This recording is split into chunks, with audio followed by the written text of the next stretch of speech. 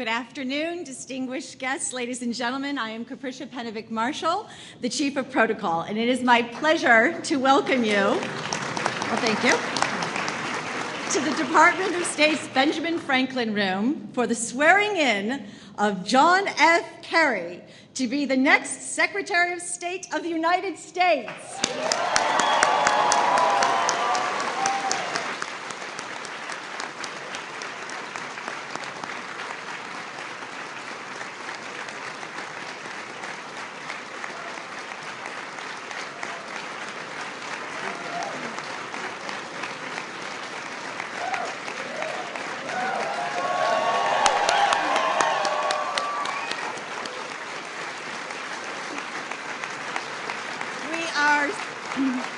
We are so very privileged today to have the Vice President of the United States, the Honorable Joe Biden, officiating the ceremony.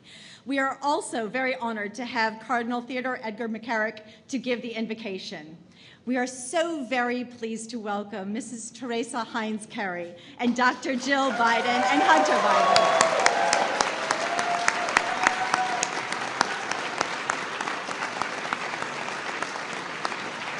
We are also so very pleased to have with us Secretary Kerry's daughters Vanessa and Alex, his stepson Chris Heinz, his brother Cam and sisters Diana and Peggy, and Ambassador David Thorne, and the very many additional members of the Kerry Heinz family.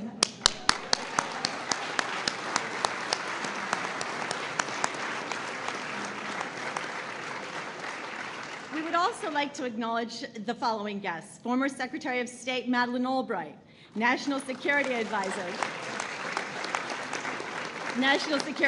Tom Donilon, FBI Director Robert Mueller, Senator Tom Harkin, Senator John McCain, Senator Ben Cardin, Senator Bob Corker, Senator Sheldon Whitehouse, Senator Jeanne Shaheen, Senator Christopher Coons, Senator Rob Portman, Senator Tim Kaine, Senator Elizabeth Warren, Representative Ed Markey, Representative Richie Neal, Representative Bill Keating, Representative Joe Kennedy III, former Senator Richard Lugar, former Senator Christopher Dodd, former Senator John Breaux, former Senator Max Cleland, former Senator Tim Wirth, and former Congressman Bill Delahunt, former National Security Advisor Zbigniew Brzezinski, and former National Security Advisor Sandy Berger. Please join me in extending a warm greeting to all of our participants and special guests. So close.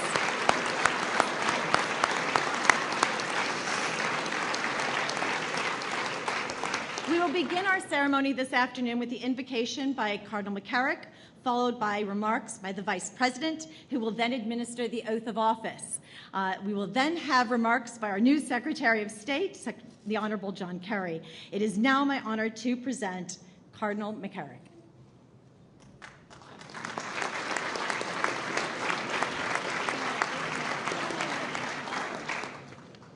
Ambassador, thank you, Ms. Vice President, Mr. Secretary, distinguished guests, and all friends.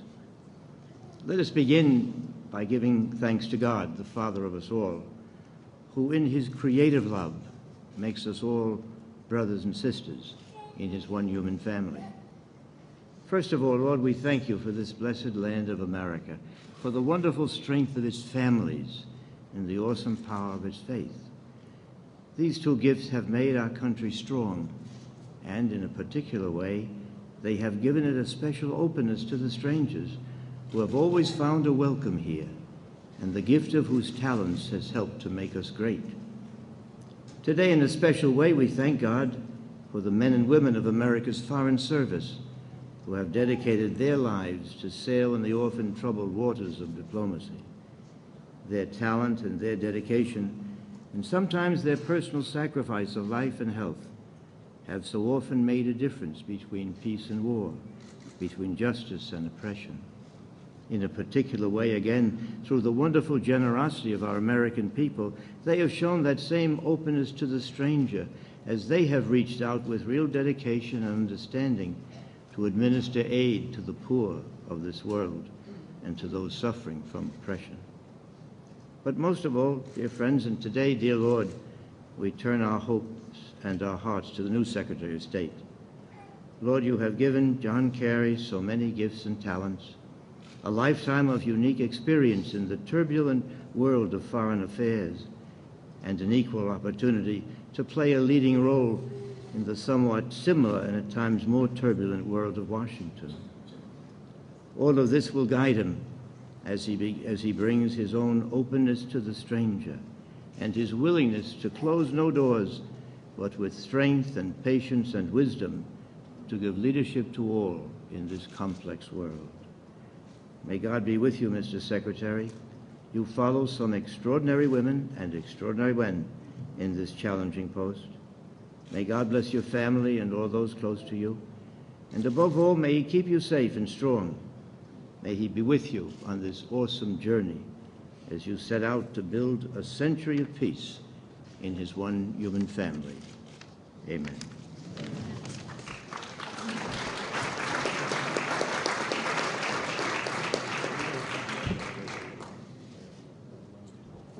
Thank you, Cardinal McCarrick. I am now honored to present the Vice President of the United States, the Honorable Joe Biden. Thank you. Thank you very much.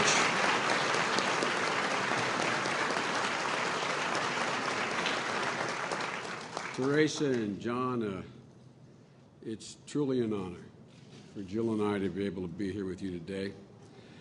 John has been my friend, like many of you, for a long, long time. And to have the opportunity to reenact the oath of office is a great pleasure for me. You know, it's not the first time John has taken an oath.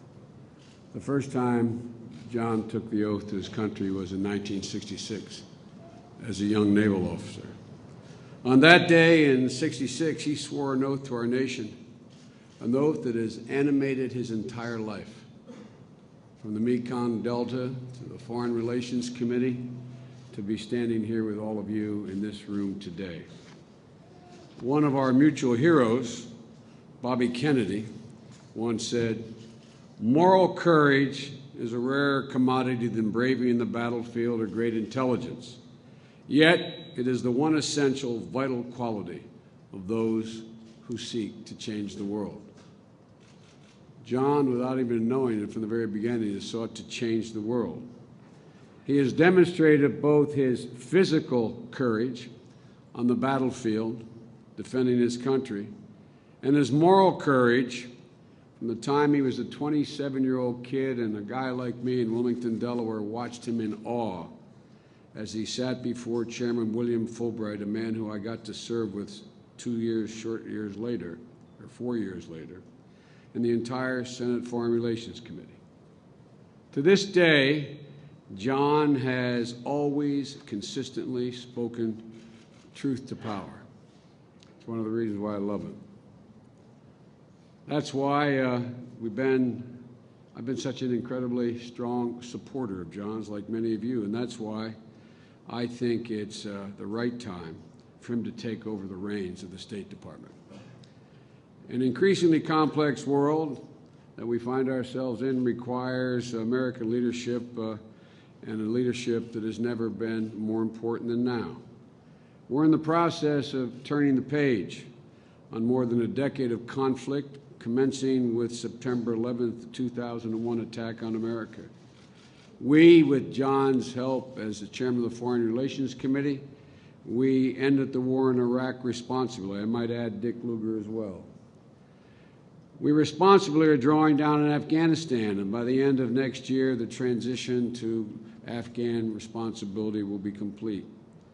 We're revitalizing our alliances, including those of our oldest and closest partners in Europe, and we're rebalancing to ensure that we prioritize engagements with allies, partners, and emerging powers in Asia, because we are a Pacific power.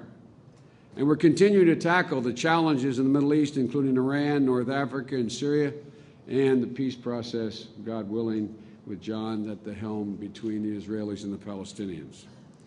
Facing those challenges takes a person not only of courage, but of considerable vision. It takes a person with a keen understanding of the complexities of this world, and the instinctive knowledge of what America's interests are, and the experience to know that big nations can't bluff. It takes a person who knows that negotiations are always preferable to war, but sometimes nations are offered no real choice. I have great confidence, and as some of you know, I've been pushing this for a long time. I have great confidence in that John, working with our new Secretary of Defense to occur shortly, with our CIA director, our DNI, I'm absolute confidence that John will do something in the 8 presidents I've worked with I think is the single most important thing a man or woman can do when invited into the Oval Office. Give the president his unvarnished opinion of what he thinks is the course of action that should be taken. Unvarnished recommendations based on, in John's case, a clear understanding of where America's interests lie. John and I have been friends since 1972. He was running for Congress, I was running for the Senate, and a mutual friend, someone we both admire incredibly. You see him out here, John Martilla, was managing essentially both of our campaigns. I'm reminded of this, John. And John Kerry, to this day, insists that the reason I won in 72 and he lost was because John Martilla spent more time in my campaign. Well, that's absolutely true. But the reason is he was absolutely convinced I needed considerably more help than John needed. John Martilla remained a lifelong friend of both of us because he has absolute integrity. To this day, I think that John Kerry and I both understand that the single most important commodity you bring into public life is your integrity, your word, your honor. And I know few men and women that I've ever worked with have more integrity, more honor than my friend, the soon-to-be Secretary of State. When I say friend, I mean friend. We use that word awfully lightly in Washington, but John is my friend. I have one great regret. As I look out and see some of you, I'm sure share that regret, that I didn't get the opportunity of standing next to John when he was being sworn in as President of the United States of America.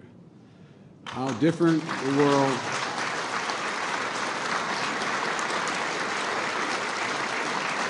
In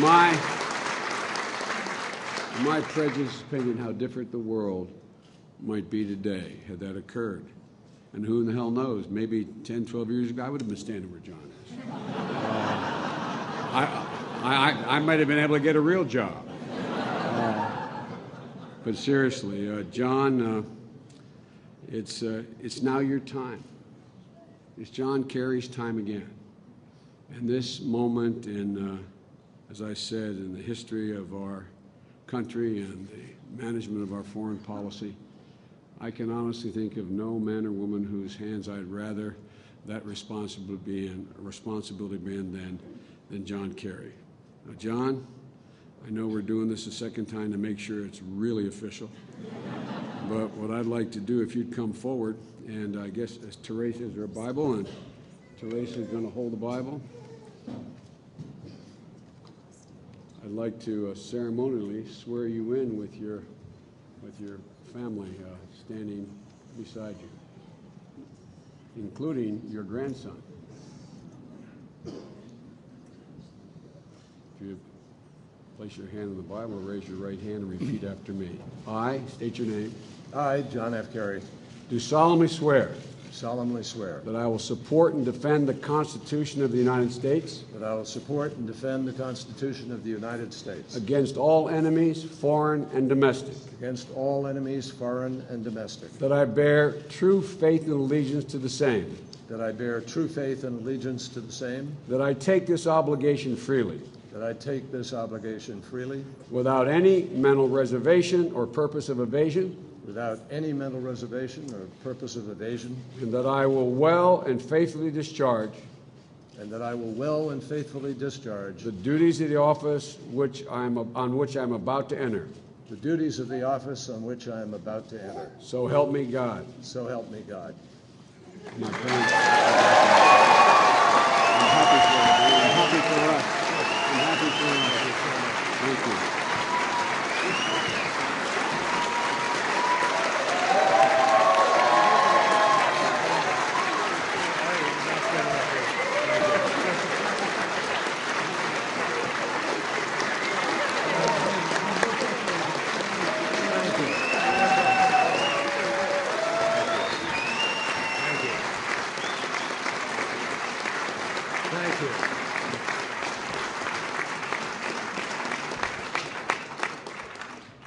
Mr. Vice President, thank you for unbelievably generous, warm oath of office and your comments before them.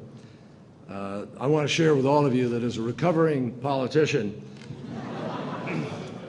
I've grown used to being sworn at. It's really nice to be sworn in.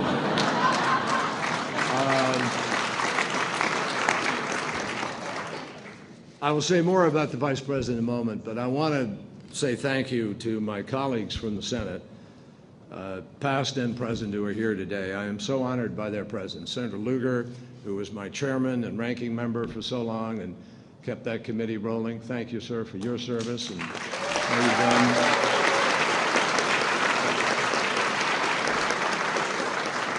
John McCain, who was a part of a very special journey to try to make peace with Vietnam, which we did, and it's such an honor to travel with him and be part of his life, and I appreciate everything.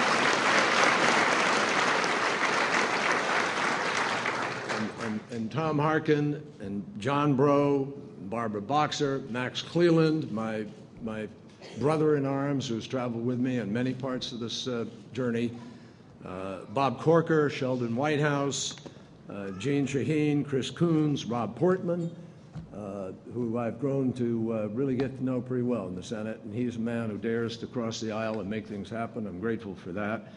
And Tim Kaine and Elizabeth Warren, two people I won't get to serve with as a senator, but I'm so happy you're on the committee and you're part of the team in that sense. And I want to likewise welcome my colleagues from the House. I'm particularly grateful for Bill Delahunt, a longtime friend, for being here, and Ed Markey, Bill Keating, and Joe Kennedy III. You honor me by being here. Thank you. Also want to thank my friend Tom Donilon for being here. He's a great steward of our foreign policy, and together with Tony Blinken, his new deputy, these are people I have had the privilege of working with before, and I am so confident about where we're heading in this partnership, and I'm grateful to you for coming over here and being part of this. And a bunch of former staffers who are all working at the White House now for a fellow called the President of the United States. But I'm truly proud of them and grateful for their enduring friendship. Over the last few days, one other person I want to mention, I didn't know for sure he was going to be here. We were on the same soccer team, hockey team, lacrosse team. He was a captain of a bunch of them, an incredible athlete, United States Marine Corps veteran, decorated from Vietnam, and he has served with such incredible distinction as the head of the FBI. And Bobby, thank you. Bobby Mueller, thanks for coming. Appreciate it.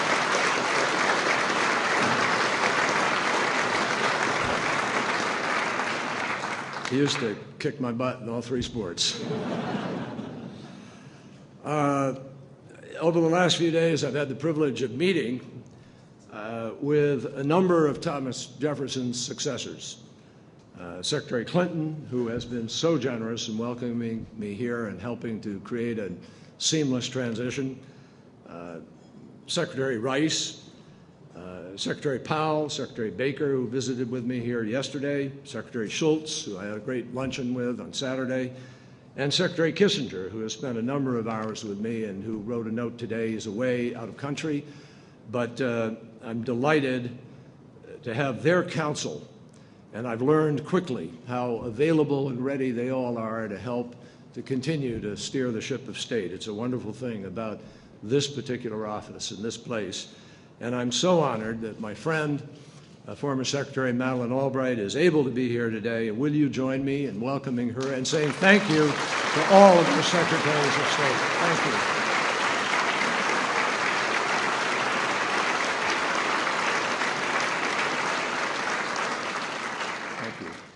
I'm very, very grateful to Deputy Secretaries of this department, Bill Burns, one of our great veterans of diplomacy, and Deputy Secretary Tom Nides, who's done an extraordinary job. Together, they've been one heck of a team.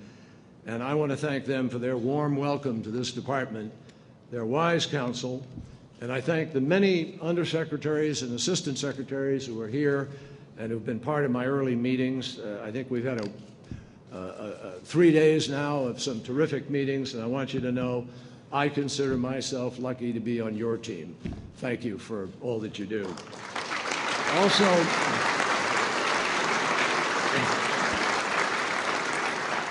Also, last, I want to welcome some of my crew members who are here, the guys who served on boats with me in Vietnam. These are men who lived and know the truth of our service, and they honor me today with their presence just as they did with their patriotism 4 decades ago. I'm grateful, wherever they are.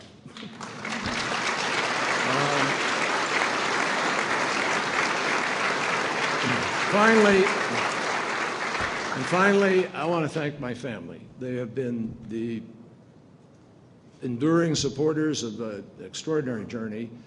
All of them, brothers, sisters, cousins, there are a lot of them here, and it's only a small percentage that are here. And my incredible wife, Teresa Heinz Kerry, who is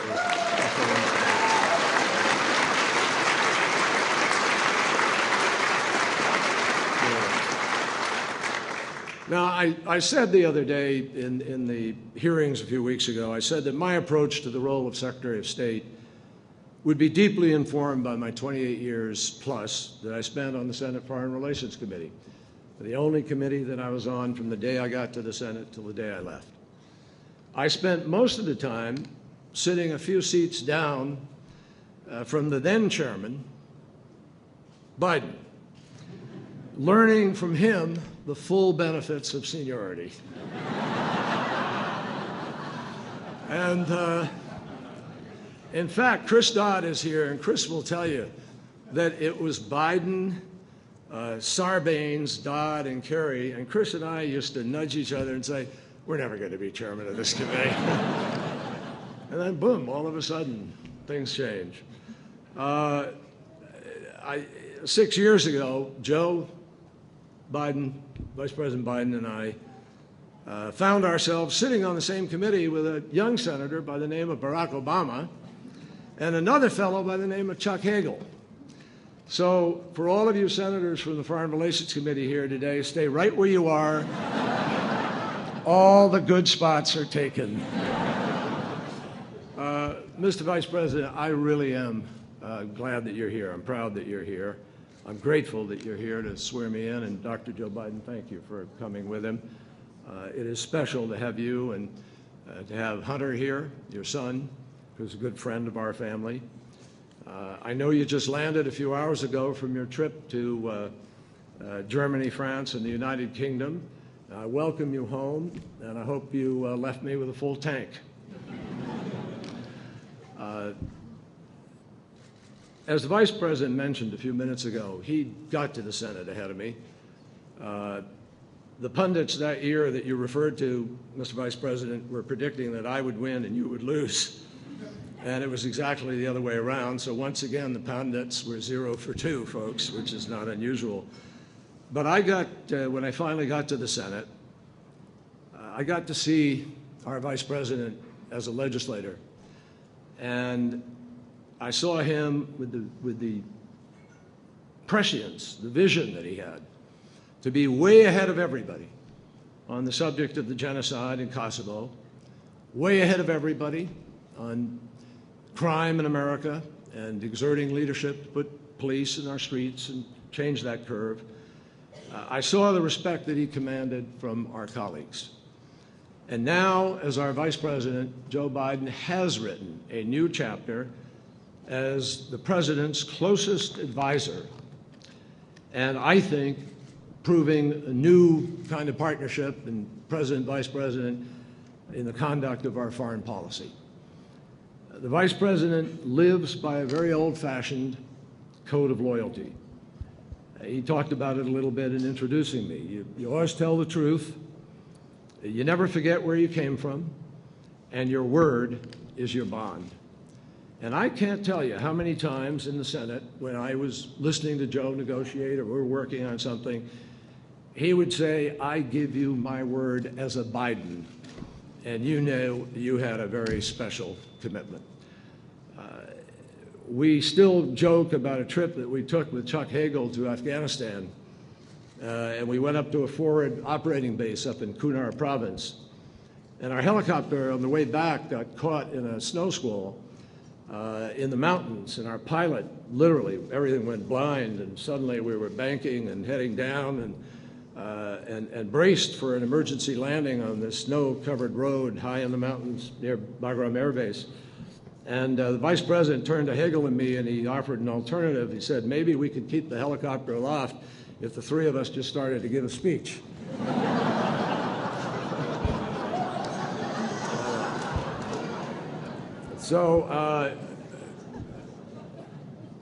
I want to thank President Obama for the faith that he has placed in me and for the leadership that he has offered the world. I will tell you, my friends, and I think the Vice President hears this too, President Obama has restored America's place and our reputation in the world, and we are grateful for that.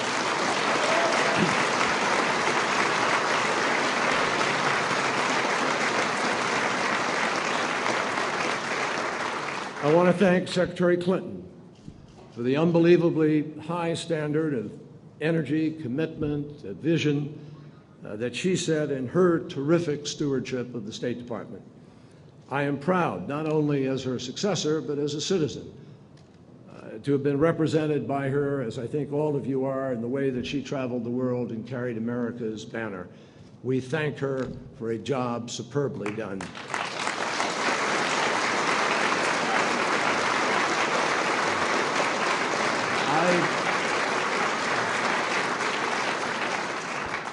Thank you, all of you, for being here to celebrate this moment together. I thank you for your faith and your friendship, for being part of this incredible gathering in this magnificent room named for Ben Franklin, who incidentally was not only the father of the American Foreign Service, but he was America's greatest expert on electricity, and they could have used him at the Super Bowl last weekend. But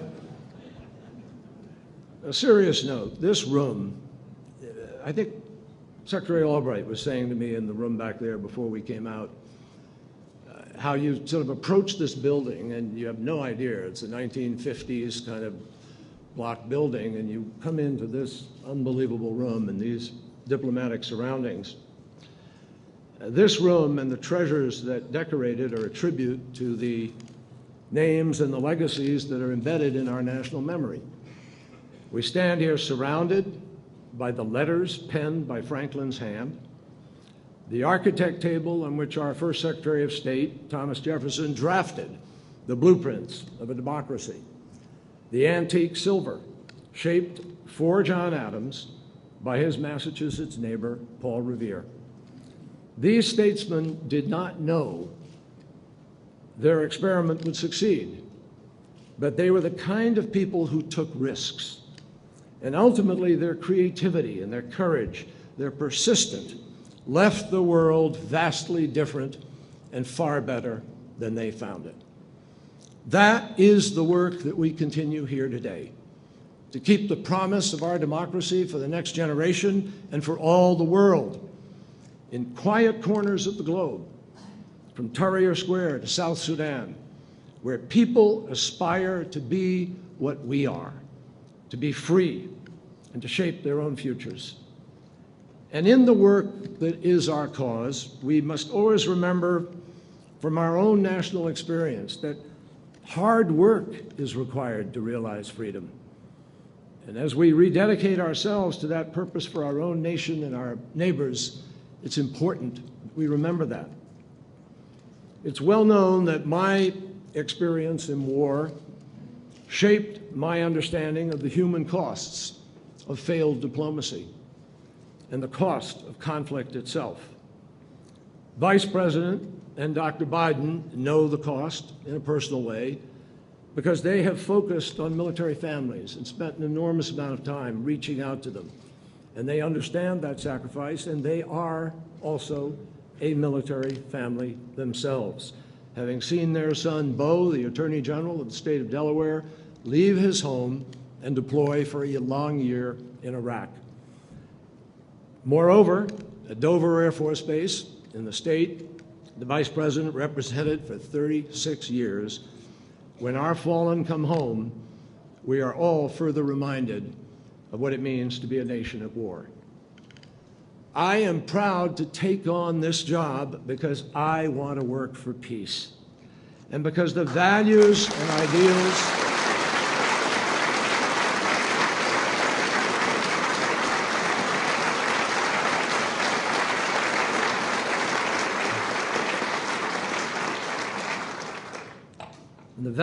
and the ideals of our nation are really what represents the best of the possibilities of life here on earth. But I make clear today to those listening, while my preference is for a peaceful resolution to conflict, my journey has also taught me that when remedies are exhausted, we must be prepared to defend our cause and do what is necessary to stand up to extremism, terrorism, chaos, and evil, and we will continue to do so.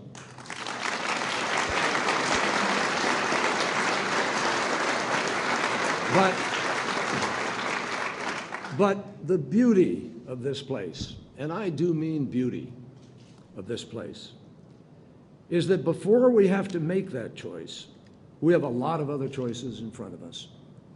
We can help people to help themselves. We can protect children, as we did in Africa, where PEPFAR has saved millions of lives. We can keep students learning even after an earthquake destroys their schools, as we did in Pakistan.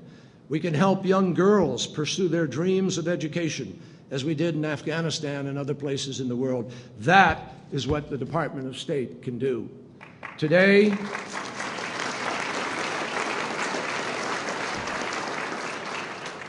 we tread on very new terrain. The Vice President referred to it in his comments. We're in a world of unparalleled technology, unprecedented growth in the number of young people, of unleashed sectarian strife and religious extremism. And I believe, and I know the President and Vice President share this deeply, unless we stay vigilant, these forces threaten to unravel whole nation states and create greater pockets of instability than we have seen in recent times. This is our challenge. I believe the United States has to join with other nations to pool our resources, our talents, our thinking, and to create order where there is none, and to fix or try to fix what is broken. All of us need to do better at inviting people to embrace the values that have always inspired us. Now, some would rather say that America ought to turn inward because of budget choices, that we have to say no to the world. Well, I think we recognize our responsibility and our role. We know that America is exceptional not because we say we are, not because it's a birthright that will happen automatically, but because America does exceptional things, and we must continue to do those things. The world depends on us.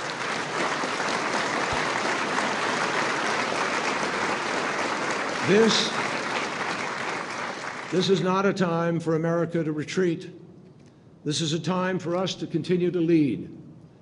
Even in changing times, our constant will continue to be the character of the loyal men and women of the Civil Service, the Foreign Service, USAID, the Marines, the men and women of the Diplomatic Security Service who stand guard, and the locally engaged staff in many parts of the world, all of whom are America's extraordinary diplomatic team. I am as honored by their confidence as I am humbled by their company and by our journey ahead.